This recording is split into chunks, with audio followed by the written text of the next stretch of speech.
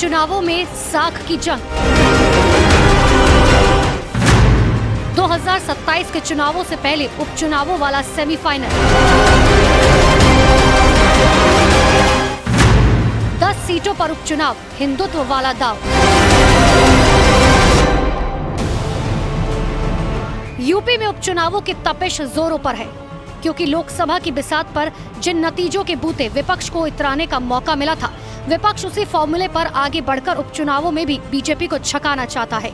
लेकिन योगी आदित्यनाथ के दिमाग में कुछ और ही चल रहा है, क्योंकि ये चुनाव न सिर्फ सीधे सीधे उनकी साख से जुड़ा है, बल्कि इन चुनावों को 2027 के विधानसभा चुनाव से पहले उनकी परीक्षा भी माना जा सकता है। उत्तर प्रदेश विधानसभा के 10 सीटों पर होने वाले उपचुनाव के लिए नोटिफिकेशन अभी तक चुनाव आयोग ने जारी नहीं किया है, लेकिन सभी राजनीतिक पार्टियां चुनावी मैदान में कूद गई हैं, क्योंकि इसे 2027 विधानसभा चुनाव का सेमीफाइनल के तौर पर देखा जा रहा है। उपचुनावों को लेकर योगी आदित्यनाथ की तैयारियों को ऐसे ही समझ सकते हैं कि सबसे पहले उन्होंने उसी अयोध्या की मिल्कीपुर विधानसभा सीट से प्रचार की शुरुआत की, जहां अखिलेश के पीडीए वाले फॉर्मूले ने बीजेपी को लोकसभा चुनावों में बड़ा झटका दिया था। बीजेपी मिल्कीपुर सीट को किसी भी कीमत पर जीतना चाहती है, जबकि समाजवादी पार्टी भी किसी भी कीमत पर ये सीट हाथ से जाने देना नहीं चाहती। याद रखना, जो बांग्लादेश में हो रहा है, जो चर्चाएं हो रही थी अभी, वहां 90% जो हिंदू बचा है वह दलित समुदाय से है। और मैं इसीलिए कहना चाहूंगा, ये जो सबके मुंह सिले हुए हैं, इसलिए सिले हुए हैं क्योंकि इनके मालूम है कि बांग्लादेश को हिंदू उनका वोटर नहीं होगा। उत्तर प्रदेश की जनता की जिम्मेदारी माननीय मुख्यमंत्री जी की है, जो उनकी लोकतांत्रिक संवैधानिक जिम्मेदारी है। उत्तर प्रदेश में पेपर लीक हो रहे हैं, उस पर भारतीय जनता पार्टी का क्या जवाब है? महंगाई पे क्या जवाब है? बेरोजगारी पे क्या जवाब है? और जहाँ तक बांग्लादेश का सवाल है, बांग्लादेश के मुद्दे का सवाल है, समाजवादी पार्टी ने बांग्लादेश में जो कुछ भी हो रहा है उसकी निंदा भी की है, और समाजवादी पार्टी देश की सरकार के साथ खड़ी है।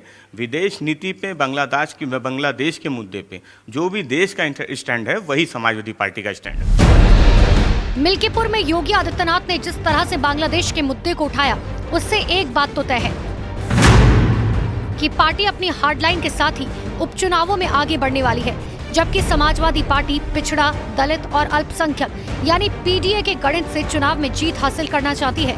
यही वजह है कि इस फॉर्मूले की काट के लिए योगी आदित्यनाथ ने इस बार इंतजाम कर रखा है।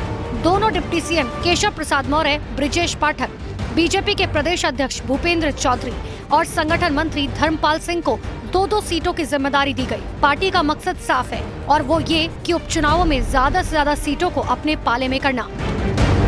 लेकिन बीजेपी और समाजवादी पार्टी के इन समीकरणों के बीच बीएसपी भी चुनावी मैदान में है, जो अपने कोर वोट बैंक के सहारे कोई सरप्राइज दे सकती है।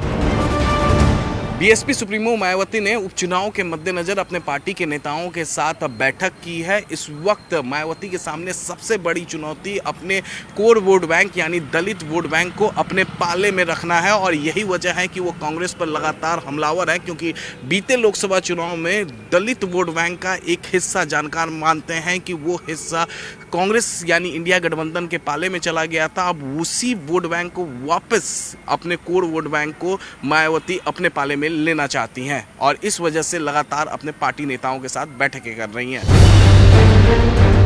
बीएसपी लगातार कांग्रेस और बीजेपी को टारगेट कर रही है। कांग्रेस पार्टी के राष्ट्रीय अध्यक्ष के दिए गए बयान की जानकारी मिली, जिससे SC/ST के समक्ष कांग्रेस पार्टी के बयान में बाबा साहेब डॉक्टर भीमराव अंबेडकर को नहीं, बल्कि पंडित जवाहरलाल नेहरू और गांधी जी को आरक्षण का श्रेय दिया गया, जिसमें रत्ती भर भी सच्चाई नहीं है, जबकि वास्तव में आरक्षण का पूरा श्रेय बाबा साहेब डॉक्टर भीमराव अंबेडकर को ही जाता है, जिनको किस तरह से कांग्रेस के लोगों ने संविधान में जाने से रोकने का षड्यंत्र रचा था तथा उनको चुनाव में भी हराने का काम किया। और आज की डेट में भारतीय जनता पार्टी सत्ता में है, कांग्रेस में सत्ता में नहीं है। क्यों कोस रही है कांग्रेस को? भारतीय जनता पार्टी से आपने मालूम किया कि क्या उनका दलित आरक्षण पर स्टैंड है, मौखिक स्टैंड है उनका? आज की डेट में क्या वो लोग सुप्रीम कोर्ट गए कि नहीं साहब हम क्रीमी लेयर नहीं रखेंगे?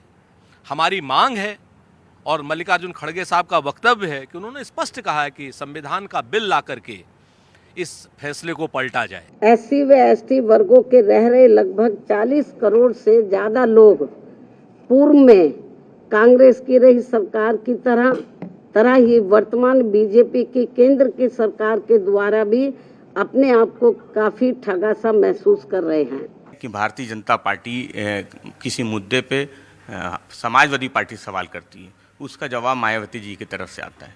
तो ये जो छुपा हुआ एजेंडा है, ये जो आघोषित गठबंधन है, इसको जनता समझ चुकी है कि बसपा कहीं ना कहीं भारतीय जनता पार्टी के साथ खड़ी नजर आती है।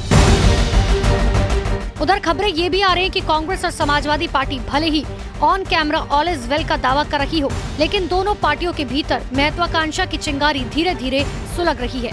फूलपुर विधानसभा कांग्रेस नेता की दावेदारी इसी और इशारा कर रही है। एक तरफ आरक्षण पे जो दलितों का है उस पे सवाल उठ रहा है, तो दूसरी तरफ अल्पसंख्यकों के जो अधिकार हैं उस पे सवाल उठ रहा है। तो ये भाजपा पीडीए के खिलाफ है और बसपा कहीं ना कहीं भाजपा के साथ खड़ी नजर आती है। जनता समझदार है, उसे पता है कि वोट कहाँ देना है। सभी पार्टियों को अपनी अपनी दावेदारी करने का हक है, लेकिन निश्चित तौर पर कहते हैं ना कि दिल्ली में परवेश की खातिर, राहुल और अखिलेश की खातिर संविधान बचाना है तो वोट करो इस देश की खातिर। उपचुनावों को लेकर ये सियासत की वो बिसात है जहां सत्ता और विपक्ष के बीच सीधी लड़ाई साफ की है।